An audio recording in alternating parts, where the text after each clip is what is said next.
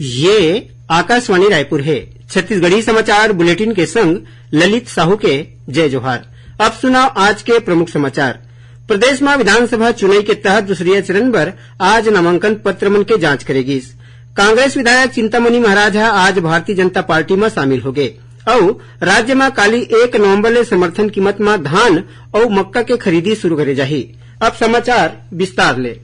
प्रदेश में विधानसभा चुनाव के तहत दूसरे चरण पर 1219 जन अभ्यर्थी मन 1985 नामांकन पत्र दाखिल करे है। नामांकन पत्र दाखिल करे के आखिरी दिन काली 1245 ठन नामांकन पत्र दाखिल करेगी। आज ये नामांकन पत्र मन के जांच करेगी। दूसरे चरण के तहत अभ्यर्थी मन 2 नवंबर तक अपन नाम ला वापस ले सकत है। खबर के मुताबिक विधानसभा चुनाव के तहत दूसरे चरण में रायपुर, बिलासपुर, दुर्ग और सरगुजा संभाग के कुल 70 ठन विधानसभा क्षेत्र मन में 17 नवंबर के दिन मतदान डाले जाही। ये चरण पर 1,63,63,14,479 जन मतदाता मन अपन मत के प्रयोग करही। चुनाव आयोग डहले 80 बछर ले ज्यादा उम्र के मतदाता मन बर एसो डाक मतपत्र के सुविधा देवाए गए है। काली नारायणपुर विधानसभा क्षेत्र के 91 बछर के विजया देवी सुराना डाक मतपत्र के माध्यम ले अपन वोट के प्रयोग करीन। उन्हें खड़का गांव के दिव्यांग मतदाता खोड़ी घलो डाक मतपत्र के माध्यम ले मतदान करीन। ओती कोंडागांव जिला के सिदावंड गांव में फूल कुंवर और बड़े कनेरा के 82 बछर के पीते पोयम घलो डाक मतपत्र के माध्यम ले प्रयोग करीन। जिला में डाक मतपत्र ले वोट डरवाए बर 12 ठन दल बनाए गए है। चुनाव आयोग डाले राज्य में होइया विधानसभा चुनाव में दिव्यांग और सियान मतदाता मन ला सुविधा देवाए खातिर बढ़िया व्यवस्था करे जात है। दिव्यांग मतदाता मन ला घर बैठे डाक मतपत्र के माध्यम ले मतदान करे के सुविधा देवाए गए है। ए संबंध में काली रायपुर में दिव्यांग मतदाता मन बर सुगम मतदान विषय ऊपर राज्य स्तरीय संगोष्ठी के कार्यक्रम करेगी। कार्यक्रम में बोलत राज्य के मुख्य निर्वाचन पदाधिकारी रीना बाबा साहेब कंगाले बताइन कि कहूं दिव्यांग मतदाता मन ला पोलिंग बूथ में जाके वोट डाले में परेशानी हुई त उखर मन बर गाड़ी के सुविधा घलो चुनाव आयोग डहर ले देवाए जाही। इस सुविधा के फायदा ले बर मतदाता मन ला पहली अपन पंजीयन कराना पड़ही। उमन बताइन कि मतदान के दिन दिव्यांग और सियान मनखे मन के सहयोग करे खातिर एनएसएस, एनसीसी और स्काउट गाइड मन के स्वयं सेवक मन के ड्यूटी लगाए जाही। कांग्रेस विधायक चिंतामणि महाराज आज भारतीय जनता पार्टी में शामिल हो गए। मिले खबर के मुताबिक अंबिकापुर में भाजपा के प्रदेश प्रभारी ओम माथुर के मौजूदगी में ओमन पार्टी के सदस्यता ग्रहण करीन। चिंतामणि महाराज सामरी विधानसभा क्षेत्र ले विधायक हवय। बछर 2018 में ओमन होई विधानसभा चुनाव में ओमन सामरी सीट ले चुनाव लड़ीन और जीत दर्ज करीन। उन्हें एदारी कांग्रेस पार्टी डहर ले ओमन ला टिकट नहीं दे गए है। प्रदेश में विधानसभा चुनाव के पहली चरण के मतदान अब सिर्फ 6 दिन बाँचे है। मतदान के तारीख लखठातेज कांग्रेस भाजपा के संगे संग कई ठीन पार्टी के नेता मन अपन अपन चुनाव प्रचार ला तेज कर दे है। प्रधानमंत्री नरेंद्र मोदी 2 नवंबर के छत्तीसगढ़ के दौरा में आवत है। ए दौरान उमन कांकेर में चुनाव सभा ला संबोधित करही। एकर बाद श्री मोदी 4 नवंबर के दुर्ग में एक ठीन आम सभा में शामिल होही। उन्हें उत्तर प्रदेश के मुख्यमंत्री योगी आदित्यनाथ के 4 और 5 नवंबर के छत्तीसगढ़ दौरा प्रस्तावित है। ये दौरान ओमन 4 नवंबर के कवर्धा में डोंगरगढ़ में जनसभा ला संबोधित करही। संगे संग भिलाई में भाजपा प्रत्याशी प्रेम प्रकाश पांडे के संग रोड शो में शामिल होही। उन्हें 5 नवंबर के राजनांदगांव में पूर्व मुख्यमंत्री डॉक्टर रमन सिंह के संग रोड शो में संघरही। छत्तीसगढ़ी समाचार बुलेटिन ला आप मन आकाशवाणी रायपुर ले सुनत हव। छत्तीसगढ़ के खबर ले है आपके वास्ता और खबर के विश्वसनीयता ले है हमार वास्ता। आकाशवाणी समाचार रायपुर के प्रादेशिक समाचार बुलेटिन के संगे संग हमार समसामयिक कार्यक्रम आप रेडियो के संग अपन मोबाइल में घलो सुन सकत हो। आकाशवाणी समाचार फेसबुक, ट्विटर और यूट्यूब में घलो हावय।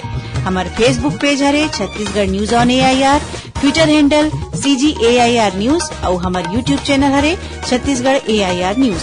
तो अब रेडियो के संगे संग आपके मोबाइल के माध्यम ले हम आप तक पहुंचत हन। छत्तीसगढ़ के हर खबर पर सुनत रहो आकाशवाणी समाचार।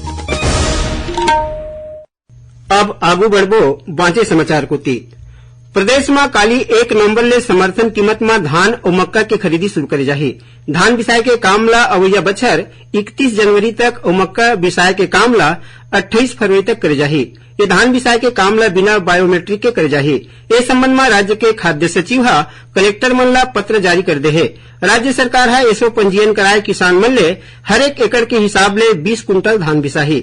एसो किसान मन ले 125 लाख मीट्रिक टन धान बिसाय के लक्ष्य राखे गए है।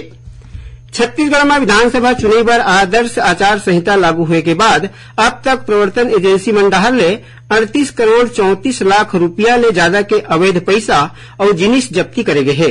एमा 10 करोड़ 11 लाख रुपया के नकदी राशि घलो शामिल है।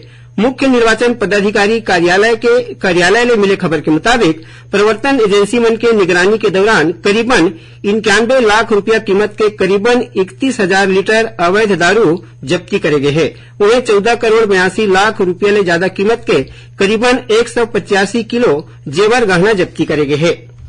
राज्य में विधानसभा चुनाव के दूसरे चरण में एदारी हेलीकॉप्टर के सुविधा देवाई जाही। चुनाव आयोग डाहर ले एखर पहली प्रदेश के नक्सल प्रभावित विधानसभा क्षेत्र मन में ये सुविधा देवाई रही। 7 नवंबर के प्रदेश के 20 ठन विधानसभा सीट में होवैया पहली चरण के चुनाव में बस्तर संभाग में 126 ठन नवा मतदान केंद्र बनाए गए हैं, जौन क्षेत्र के दूरदराज और नक्सल प्रभावित क्षेत्र में आथे। एक केंद्र ला मिला के कुल 158 मतदान केंद्र पर घलो हेलीकॉप्टर ले मतदान दल भेजे जाही। राज्य के मुख्य निर्वाचन पदाधिकारी रीना बाबा साहब कंगाले हे बताइन कि बस्तर क्षेत्र में सड़क निर्माण और फोर्स कैंप के संख्या ला बढ़ाए के सेती हेलीकॉप्टर ले भेजैया मतदान दल के संख्या है एदारी कम हो है। छत्तीसगढ़ राज्य के काली स्थापना दिवस है। काली छत्तीसगढ़ ला 23 बछर हो जही। ये मौका में राज्यपाल विश्वभूषण हरिचंदन हा प्रदेशवासी मन ला बधाई और शुभकामना दिन है। उमन किन की छत्तीसगढ़ राज्य बने के बाद हर एक बछर राज्य में नवा विकास के काम होवत है। उमन किन की जौन सपना यहाँ के मनखे मन देखे रहीन वो सपना हा पूरा होवत है और जम्मो प्रदेशवासी मन के मिल के ए राज्य ला विकास में अपन योगदान देवय। राज्य स्थापना दिवस के मौका में कालीरतिहा जम्मू जिला मुख्यालय और नवा रायपुर के सरकारी भवन मन में रोशनी करे जाही। देश हा आज लौह पुरुष सरदार वल्लभ भाई पटेल के जयंती मनात है। ये मौका में उमन ला श्रद्धांजलि अर्पित करेगी। आज के दिन राष्ट्रीय एकता दिवस के रूप में मनाए जाते। छत्तीसगढ़ के राज्यपाल विश्वभूषण हरिचंदन हा आज राजभवन में सरदार पटेल के फोटो में फूलमाला अर्पित करी। ये मौका में राज्यपाल हा अधिकारी और कर्मचारी मन ला राष्ट्र के एकता अखंडता के संगे संग सुरक्षा ला बनाए के शपथ दिवाई। ये मौका में राज्यपाल हकीन कि अखंड भारत के निर्माण में सरदार पटेल के योगदान ला भुलाया नहीं जा सके। वह राष्ट्रीय एकता दिवस के मौका में आज छत्तीसगढ़ राज्य सूचना आयोग के आयुक्त मनोज त्रिवेदी अधिकारी और कर्मचारी मन ला राष्ट्रीय एकता और अखंडता के शपथ दिवाई। राष्ट्रीय एकता दिवस के मौका में भिलाई स्टील प्लांट डाहर ले आज रन फॉर यूनिटी स्वच्छ भारत और 100% मतदान के संदेश देवत सतर्कता जागरूकता सप्ताह शुरू करेगी। इस दौरान कारखाना के अधिकारी मन भ्रष्टाचार के विरोध करे और राष्ट्रभर समर्पण भाव ले काम करे के संकल्प लेन। आखिर में प्रमुख समाचार एक घाव फेर। प्रदेश में विधानसभा चुनाव के तहत दूसरिया चरण पर आज नामांकन पत्र मन के जांच करेगी। कांग्रेस विधायक चिंतामणि महाराज आज भारतीय जनता पार्टी में शामिल हो गए और राज्य में काली 1 नवंबर ले समर्थन कीमत में धान और मक्का के खरीदी शुरू करे जाही। एकरे संग छत्तीसगढ़ी समाचार बुलेटिन यही सिरावत है। जय जोहार।